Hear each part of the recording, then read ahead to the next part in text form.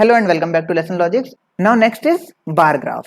बार graph क्या होता है? Bar graph is used to represent data in form of vertical और हॉरिजॉन्टल बार्स। ठीक, तो उसके लिए हमने सबसे पहले क्या किया, मैटप्लॉटलिब को पीएलटी में और नंपाई को एनपी में इंपोर्ट कराया। देन हमने एक रेंज बनाई कि इस रेंज से इस रेंज तक, इससे इस तक और इससे इस तक एंड सो ऑन पे स्कोर ये है पर्टिकुलर टीम्स का। ठीक, और मैंने उसको कहाँ प्लॉट करा दिया? प्लॉट एक्स एक्सिस पे मैंने प्लॉट कराई क्या चीज? रेंज। और वाई एक्सिस पे मैंने प्लॉट कराया स्कोर। और मैंने प्लॉट कराने के बाद उसको शो भी कराना है कि मैंने प्लॉट ने क्या प्लॉट कराया। तो अब मैं देखता हूँ, तो ये मेरा प्लॉट होके आ गया होगा।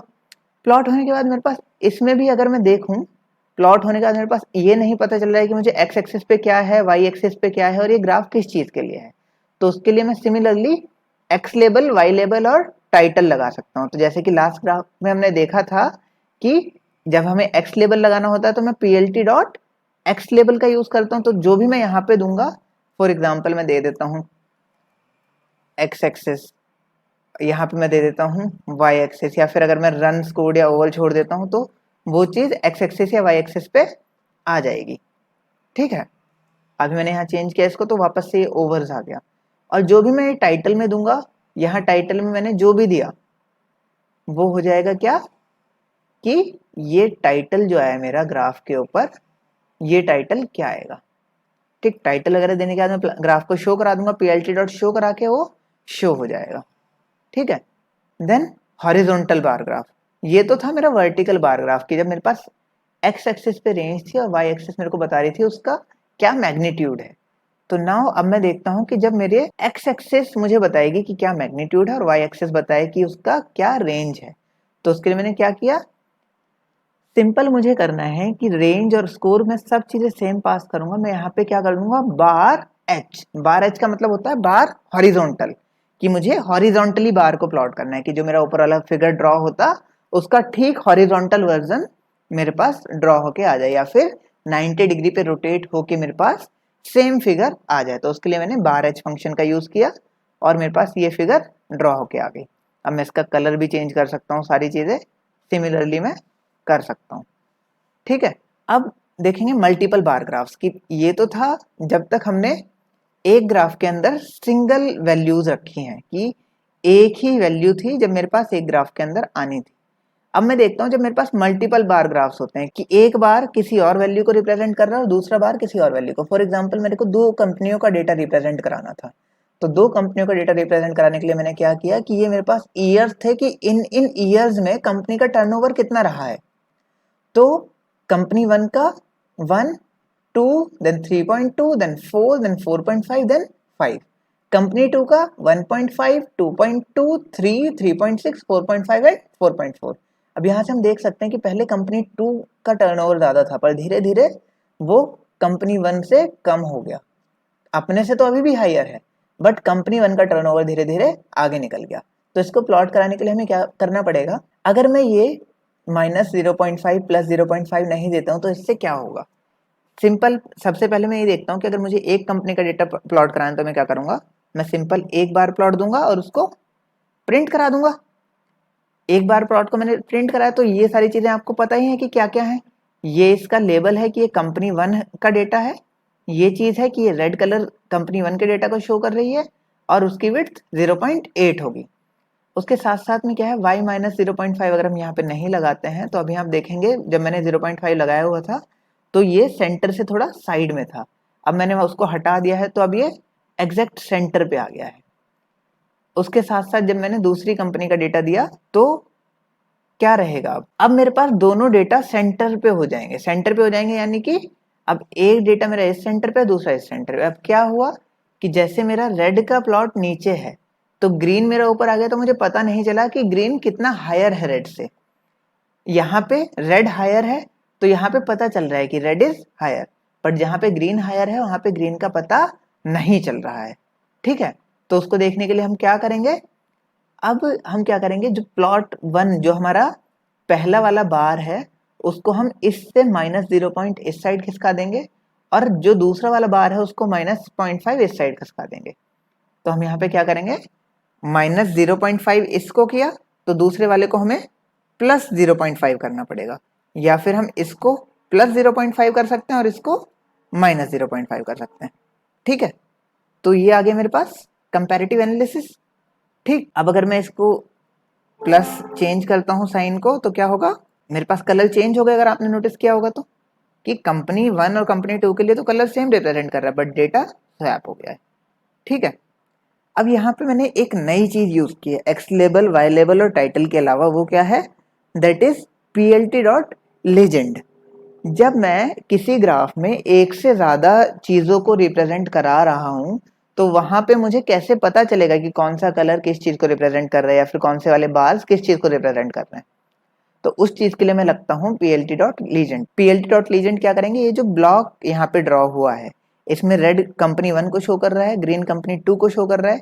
ये कैसे शो कर रहा है, इसने रेड को लिया और रेड का कलर लिया और कंपनी 1 जो लेबल दिया था मैंने उसको लिख दिया। अगर मैं यहाँ पे लिखता हूँ कंपनी ABC तो वो अब लीजेंड में क्या आ जाएगा, कंपनी ABC।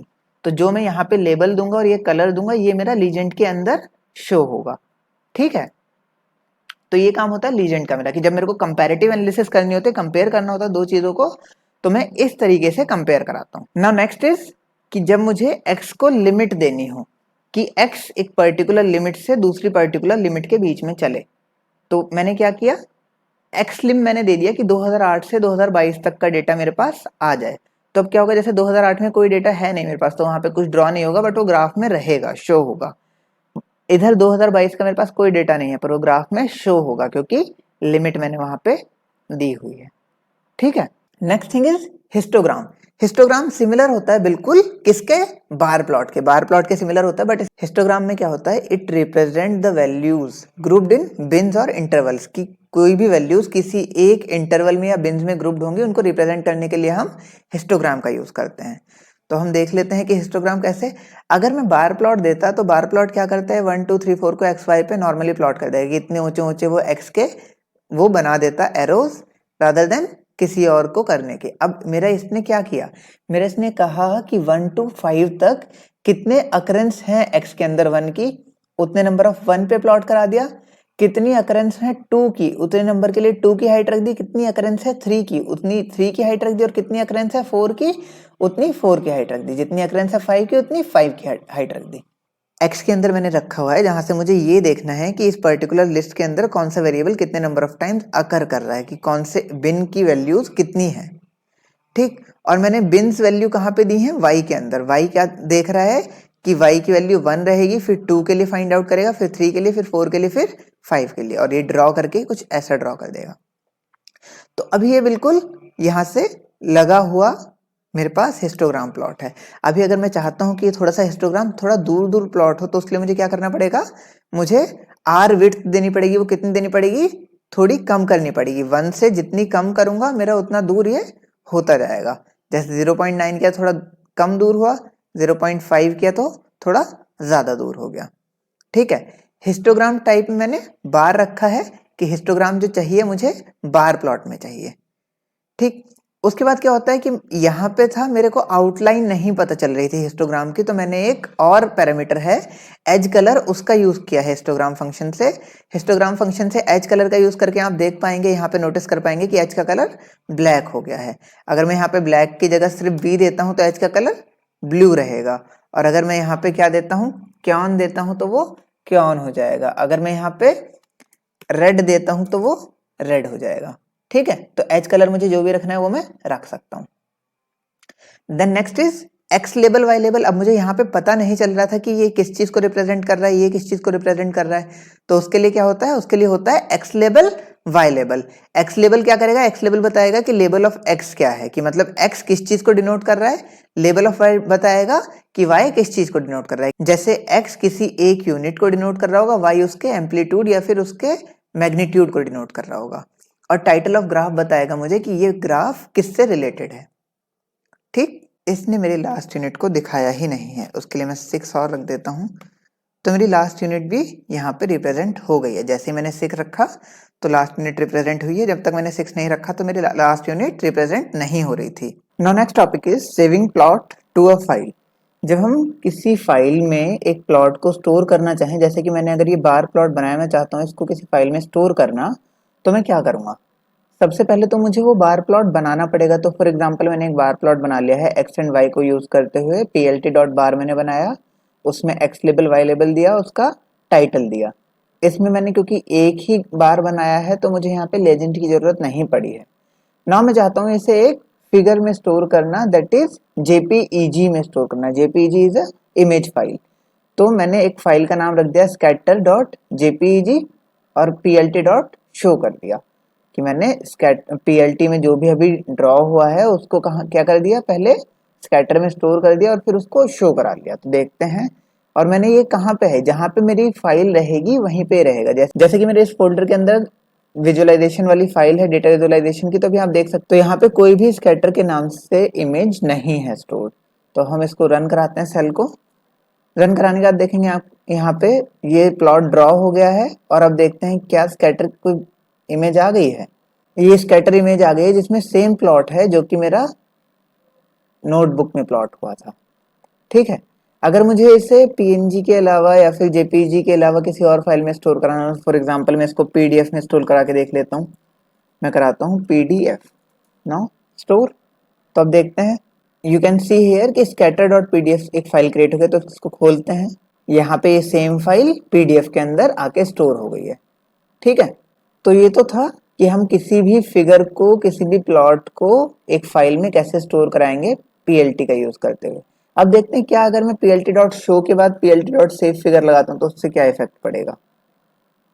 अभी मैंने इसको बाद में लगा दिया यहाँ से। फिर मैंने स्कैटर पीडीएफ थी, जेपीईजी थी, अब मैं पीएनजी क्रिएट कर लेता हूँ एक, कि पीएनजी फाइल आएगी या नहीं आएगी, और आएगी तो उसमें क्या आएगा। तो ये मैंने क्रिएट कर लिया, पीएनजी फाइल क्रिएट हो गई होगी एक। यहाँ पे एक पीएनजी फाइल आ गई है। और जब हम उस पीएनजी फाइल को ओपन कर रहे हैं तो ये बिल्कुल ब्लैंक फाइल आई है कि इसके अंदर कुछ भी नहीं है, क्योंकि जो मैंने पीएलटी के अंदर जितनी भी चीजें रखी हुई थी वो तो मैंने शो करा दी, यानी कि अब मेरा पीएलटी हो गया खाली। तो यहाँ पे यानी कि खाली पीएलटी ने बिल्कुल ब्लैंक फाइल को स्टोर कराया। तो यानी कि जब भी मुझे फिगर को सेव कराना होगा तो मैं plt डॉट शो से पहले ही सेव कराऊंगा, ताकि बाद में शो कराने पे वो इरेज ना हो जाए और मेरी वहां पे एक्यूरेट फिगर आए। तो अगर मैं इसको इसके बाद रन कराता हूँ तो देखते हैं क्या वहां पे कुछ आएगा। अब देखिए मेरी पीएनजी फाइल के अंदर में भी सेम फिगर आ गया है। Okay, that's it from this video. See you in the next lesson. Till then stay home, stay safe, thank you and जय हिंद।